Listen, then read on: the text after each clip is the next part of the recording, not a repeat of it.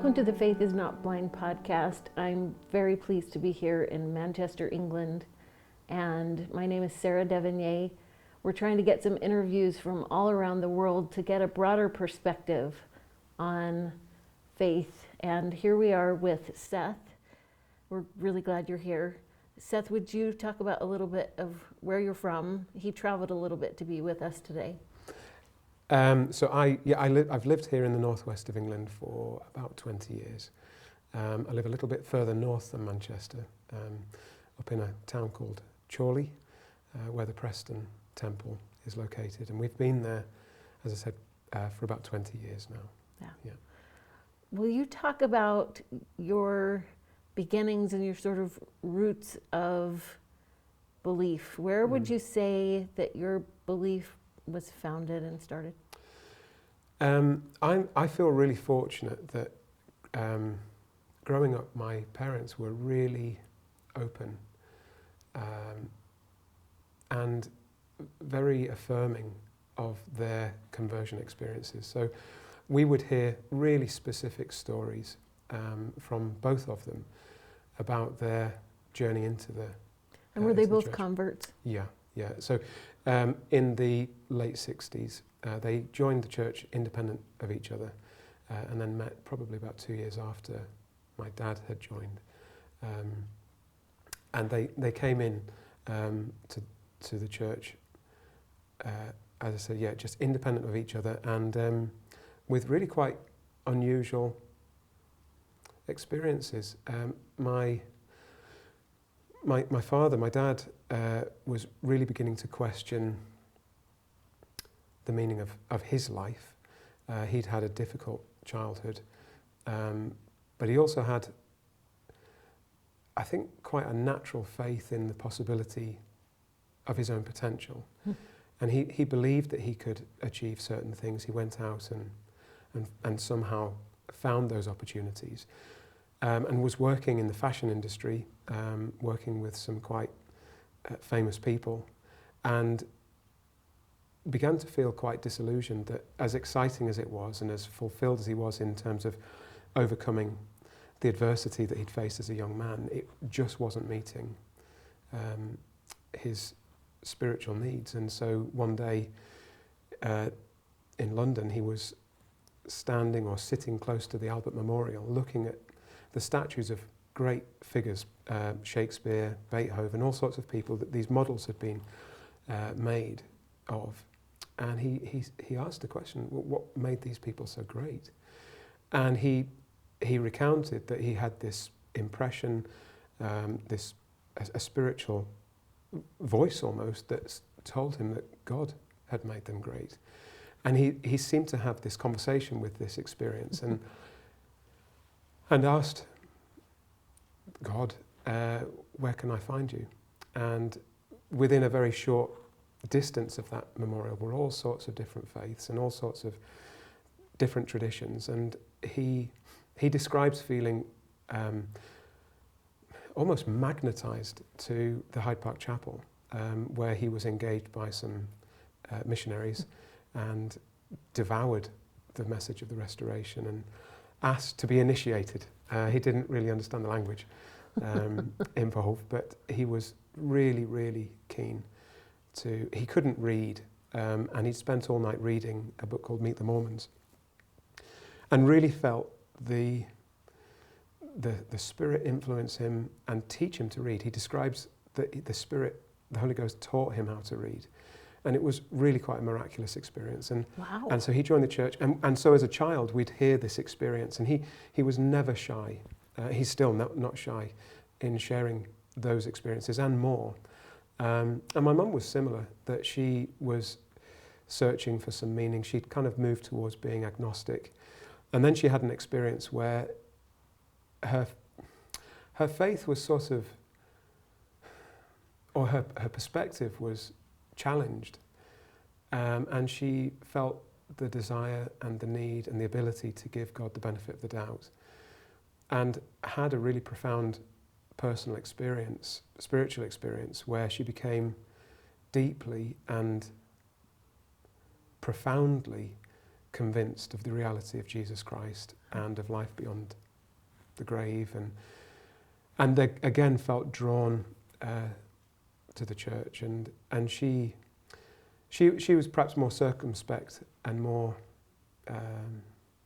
she was perhaps less quick to share that experience with people, but not with us as children. And so growing up, faith seemed to be a really, almost a logical kind of outcome of that experience. I think it's interesting that for both of your parents, their belief was founded on not just spiritual needs. You said your dad was feeling like he needed his spiritual needs met, but in tandem with that, his intellectual needs were met through that experience with reading, that the word and his connection with that had its foundation with words and with language and with reading. And how did that influence your development and your testimony to be in a home where your parents were sharing things so naturally, but also wanted you to develop your mind and your spirit so you could fulfill both of those needs? Yeah, that's a really interesting question, because I think my parents would both quite openly admit that education hadn't come easily to either of them as children. Neither of them had had particularly positive experiences, but both of them continue to have a real fascination for lifelong learning and a real depth in the way in which they approach certain questions. So I think that's a really perceptive thing that you've noticed, that this love of language and the intellectual needs that were stimulated. And I think it's a strange sort of tension or conflict within me, because growing up as a child, I had a kind of ambivalent relationship with education, because I'd seen my parents seem to do well through this sort of redemptive experience of the gospel, but not feel comfortable within an educational setting. But they'd made their own way through, and each of them had really developed a capacity for what's the word I'm looking for? Perceptive approaches to the questions of the soul and the meaning of life. And so that inspired me, and we talk about that. So it's a very open home where you discuss questions that you have with your parents. Yeah, I think so. I think it was quite broad, I think. We grew up also being really appreciative of religious experience that people had beyond the boundaries of Latter-day Saint outlook. The reality, the groundedness of a relationship with the divine was, we recognised that was something that could happen in all traditions. Yeah. And I suppose in some ways that would kind of create a little bit of conflict for me sometimes in trying to reconcile that with some of the things I understood from my own church experience. But I think it was healthy for me to have to think about those questions and find some reconciliation with them, and generosity as well, that not being too blinkered in thinking that we had a monopoly on. And with that relationship with God that your parents wanted you to appreciate on a broad level, when would you say that you had a relationship with God, and how did you know that you did? At what point? Yeah, and again, that's a really interesting question, and I've been thinking about that question. I think it goes deep into my early childhood. I think my parents, because they were so open and so willing to talk about their conversion experiences, and because they also read to me from Bible stories appropriate for a child to understand, there was a sort of sensitivity, and there was an appreciation of those things that I wouldn't have been able to articulate as a child, but I recognised. And I suppose there was a sensitivity. I think actually probably I always wanted to have the same kind of dramatic road to Damascus kind of, powerful, stop the press kind of experience. And I learned as well that I couldn't force that to happen. Right. So, but going back to your actual question, I think that probably as an 11-year-old, I was in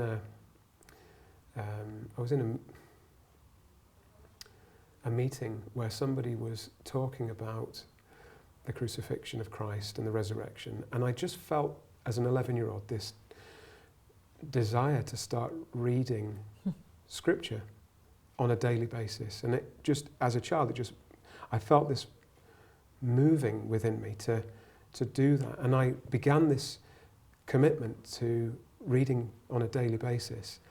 And I think that's probably where the first catalyst of independent faith came from. Well, and I love how that echoes your dad's experience, even though it wasn't as dramatic, for you to have this desire and then to start reading, which I think often we have a desire that might be small comparatively. It's not theatrical, but it's a desire that leads us to do something. So you start reading, and it's daily, and you're experiencing the word like your dad did with both the capital W and the lowercase w.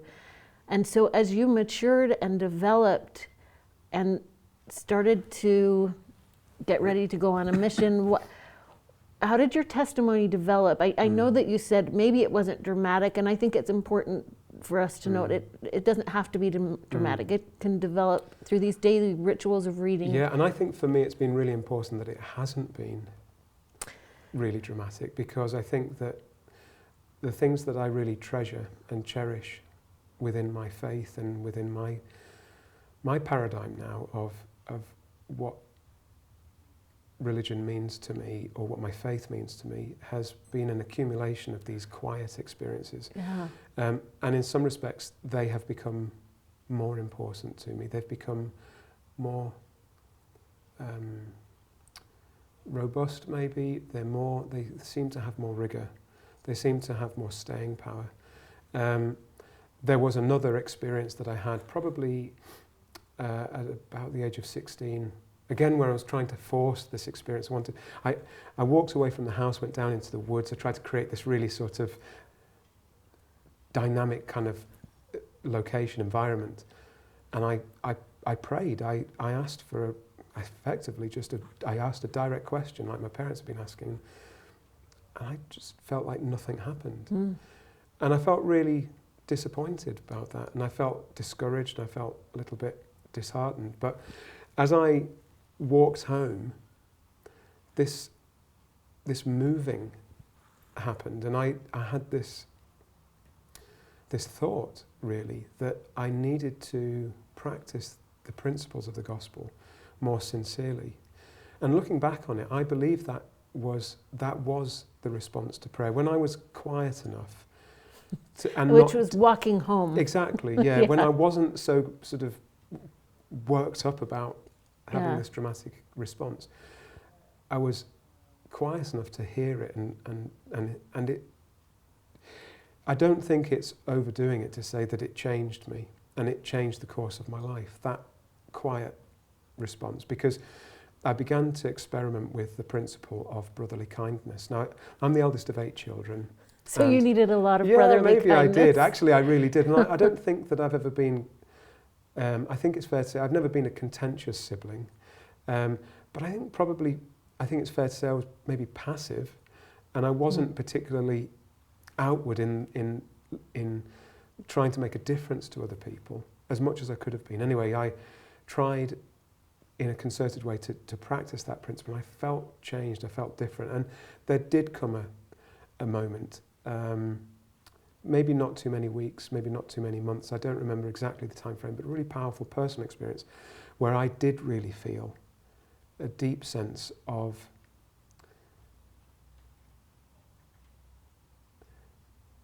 Jesus Christ and my relationship with him and to him and his awareness of me. And I was just so deeply affected by that. And that was preparation to go and serve in the mission field. And I think it's interesting too that significance is not measured by value. Significance is not measured by volume with your spiritual experiences. And you use the word quiet, and quiet doesn't necessarily have to contradict or counteract depth. And so you had these deeply rooted spiritual experience. Maybe they weren't what we'd say dramatic, but they were significant. Talk a little bit about how maybe some of those were challenged a little bit later, what they were challenged by, first of all, and what that was like to have those roots, those quiet but strong roots challenged.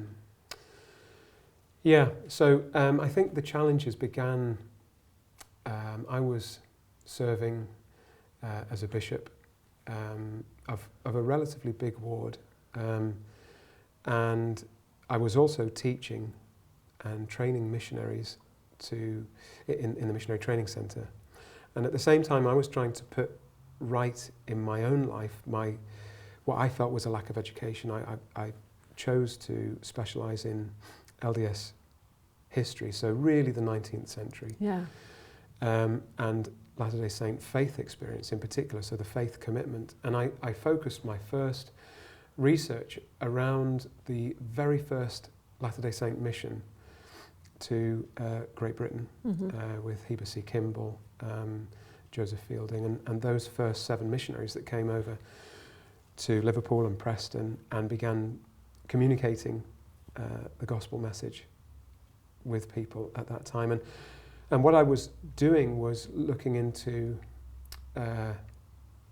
newspapers of the time. I was looking at original records that the church had maintained, so the membership lists and the conference records and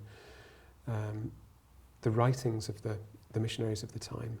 And I suppose I began to find a far more nuanced and far more detailed record. It was a far more complex experience than it wasn't the simple narrative. It wasn't sort of 1 and 1 makes 2. You know, missionary knocks on door, somebody answers and they embrace the gospel. It was sometimes that, but it wasn't entirely just that. And the complexity of it began to challenge some of the assumptions and presumptions that I had. Because you had assumed or been taught that everything was very straightforward and clear. Yeah, maybe partly that, but also because I had grown up so mindful of the miraculous that I wasn't so prepared for the mundane or of the mechanical. And somewhere within the mundane and the mechanical, and also sometimes the very ordinary, I began to sometimes wonder about the logistics of it all, or the causation of things. And sometimes I found that people were busy doing things that I didn't have any awareness that they were busy doing. And there were just so many questions that unsettled me, and I found it so difficult to either square some of those new pieces of information or just have anybody that I could actually talk to about it. Because working within the missionary training centre, it was all about focusing on the miraculous. And there wasn't time or space, maybe, or need to talk about the more nuanced aspects of those. So how did you reconcile that? Because that's difficult, and it can feel very lonely, especially if you feel like you don't have anyone to talk to. Yeah. What were you able to do to make your way through that? Well, honestly, I think I just quietly wrestled with it. And I continued to try to find alternative ways to explain or to understand what I was discovering and finding. And strangely enough, I mean, I suppose there is a sort of symmetry with my own journey and what I actually found that helped to really trigger a new simplicity, because I had an original simplicity of faith. I'd found that challenged and really struggled with that. And I found that I genuinely felt a reconciliation with some really simple, I don't want to necessarily use the word solution, but suggestions. And I think that for me, I think that much of my faith now is allowing myself to suggest the hope, suggest the possibilities, in a sort of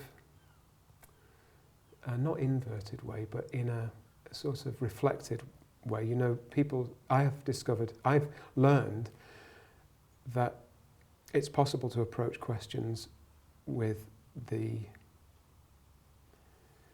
paradigm of doubt, and I found it more useful. I've been there and I've felt that, and it's really powerful. But it's also a never-ending story, and it's a never-ending journey. There's no end to that. And I think that what I found was the possibility of the framework of suggested possibility. There were two specific things. Two specific things were, when I reflected on Joseph Smith's own wrestle with his questions and his doubt, the complexity that he was struggling with, his solution was actually really, really simple. And as he was reading James, he just had this really powerful experience, this spiritual quiet experience that prompted him to go and pray about his questions. But the catalyst was actually an encounter in James where he felt the Spirit come into his heart with every force, every feeling of his heart. And I knew in that moment that I could relate to that. Yeah. I felt confident enough to say, I know what that feeling is. I felt that, but I also know what's required. I know what kind of mental framework I need to be receptive to that kind of experience. And I know that I need to be open, I need to be trusting, I need to be believing, I need to be open to the possibility of God's interest in my life and in his capacity to actually respond to my questions. And that in itself was really comforting, because I realized that it's not formulaic, but there's a formula, and it's being childlike and being open. I like to call it, I suppose it's Samuel Taylor Coleridge talked about the willing suspension of disbelief, but I think it works. And I don't think it's a dismissal of the need to be robust in our investigation, but I have found the willing suspension of disbelief allows me to be open enough for long enough to feel an encounter with the divine, with Heavenly Father, with God. And so that first thing was really powerful. And then a really simple thing was where Joseph Smith was translating the Book of Mormon, had an argument with Emma, went back upstairs to carry on translating, couldn't do it. And I thought, you know what?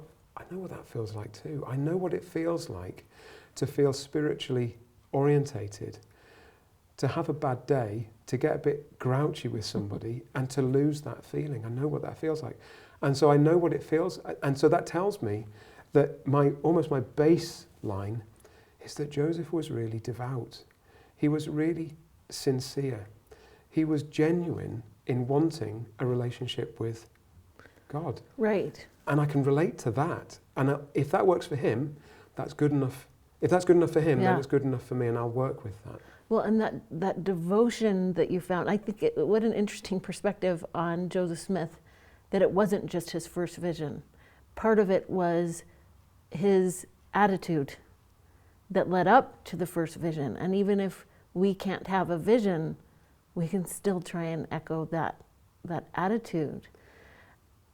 As you teach your own children about this, and I think you grew up in a good home yourself, but as you describe the difficulty of wading through this, what would you tell your children or other people's children about this experience so that they wouldn't be afraid of doubt, so that they could realize it can be instructive, it can soften you, even if you don't find all the answers?